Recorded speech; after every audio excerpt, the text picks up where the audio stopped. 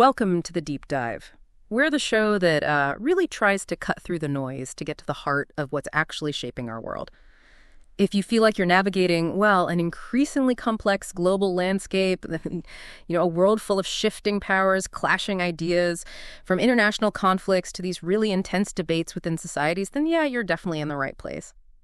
It feels contradictory sometimes, doesn't it? Like the ground is constantly moving under our feet. Yeah, absolutely. It's definitely a challenge just to keep up, let alone understand the deeper currents really at play. And that's exactly why we're here today. Right. So today we're doing one of our deep dives into sources that hopefully illuminate some of these tensions. Our mission really is to trace this powerful global current, the fundamental tension between, let's say, global integration and the really fierce, enduring pull of national identity and sovereignty. We'll explore how this friction plays out on different stages, the geopolitical landscape in Eastern Europe, the resurgence of distinct national identities within the EU, and even these contemporary challenges to core ideas like sovereignty and free speech. The goal is to pull out the most important insights to help you understand these dynamics and, frankly, why they matter. Exactly.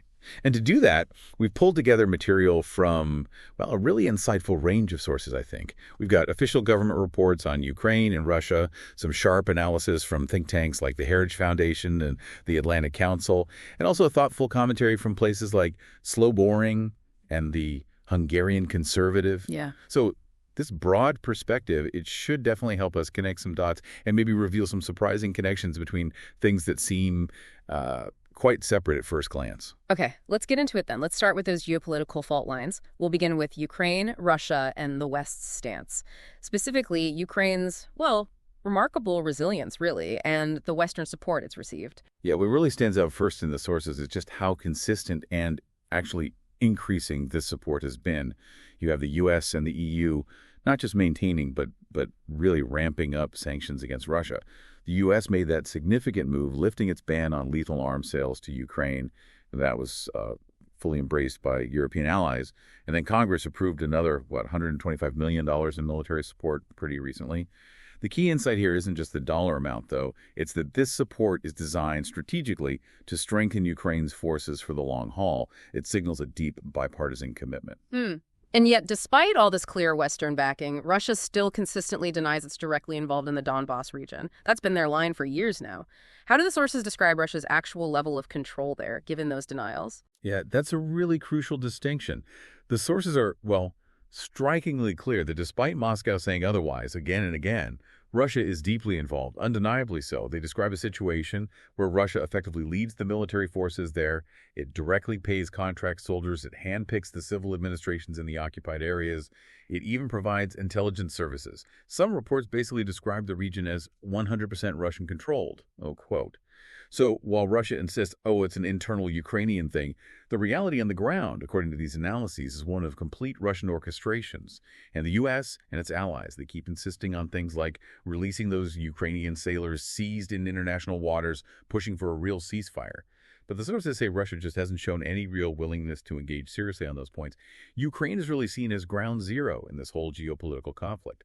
And then the bipartisan U.S. support, like the unanimous approval for lethal defensive weapons, it just underscores the huge strategic stakes for the West. Okay, so Ukraine's fighting this external battle for sovereignty, but at the same time, it's dealing with this massive internal struggle, particularly what sources call its historic struggle with endemic corruption. How bad is this internal challenge based on what we're seeing? Well, they cite some pretty concerning examples that really highlight the systemic nature of the problem. For instance, there are reports criticizing things like overpaying for military jackets, like $57 more per jacket than the typical price.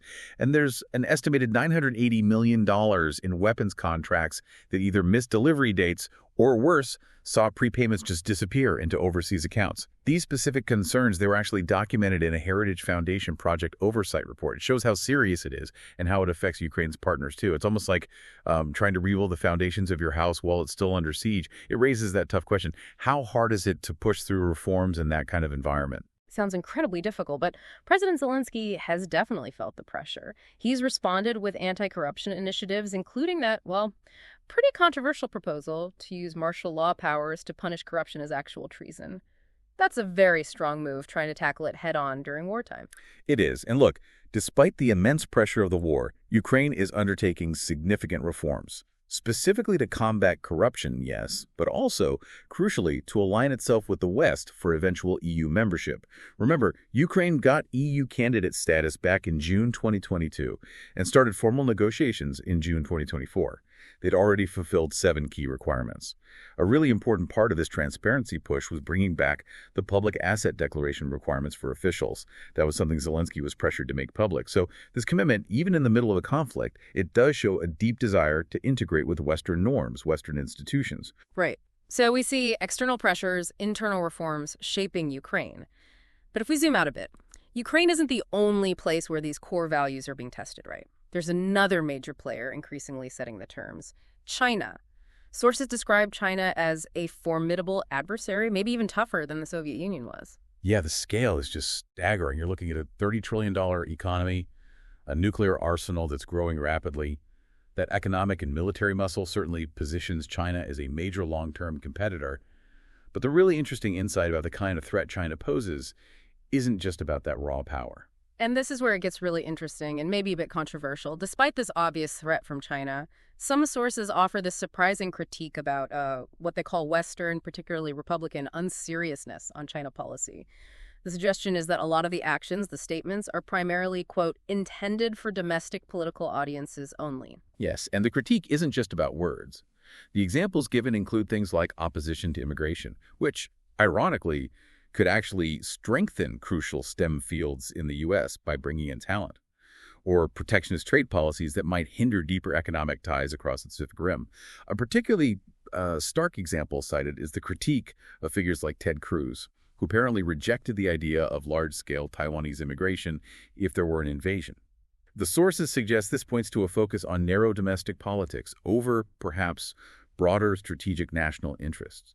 It does raise the question, are we really tackling the challenge effectively? And it's not just traditional geopolitics or trade, is it? The sources highlight this growing worry about China's influence on American businesses, especially media and tech. That huge economic leverage they have, it can, as the sources point out, actually pressure companies into self-censorship. Right, and this gets us to maybe the most groundbreaking insight about China's influence. How that leverage is subtly but very effectively chipping away at free expression and encouraging self-censorship right here in Western businesses and cultural spaces. You see examples like Elon Musk's comments on Taiwan being cited, or the fear that tech platforms might program their algorithms to just delete certain keywords like Tiananmen, or even that Chinese state censorship could ripple out and affect American media, American cultural expression more broadly, making it harder to criticize the CCP. This is like a new and kind of insidious front in the geopolitical contest. It goes beyond borders, right into the marketplace of ideas itself. Wow. So China presents this really multifaceted challenge: geopolitics, economics, but also the subtle erosion of free expression. But these themes, national identity, sovereignty, subtle influence, they aren't just playing out globally. They're deeply embedded in Europe's own internal dynamics. Let's shift focus there. Particularly the big tensions within the EU about integration. There seems to be a real philosophical divide. Yeah, and if we connect this back to our overarching theme, that tension between integration and national identity, you see these really starkly contrasting views emerge. On one hand, you have Western European countries. They've had decades of peace post-WWII. They generally see integration as a huge success, and they're kind of wary of strong nation-states reemerging, so they tend to push for more political integration faster. But then you look at Central and Eastern European countries, the CE nations. They lived under totalitarianism for generations. So they deeply value their national identity as a lifeboat against oppression, as one source puts it. They put a huge emphasis on national sovereignty, and they're, let's say, unimpressed by the new belief that the post-nation state could become the basis for a future system of global governance. They've seen firsthand what happens when national identity gets crushed. And this divide seems to be fueling criticism of what's often called the Brussels bubble, right? For pushing integration too fast, maybe at the expense of member states. Some sources even argue this contributed significantly to Brexit. Precisely. From that perspective, the EU is sometimes seen as pushing this almost messianic or moralizing agenda, often preferring what critics call a one-sided discourse that leans heavily towards the agenda of the political left. What seems particularly concerning for these critics is the perceived use of the rule of law mechanism to, quote, punish national constitutional systems. They describe this as a kind of liberal authoritarianism imposing abstract and ideological values that feel alien to their specific national traditions.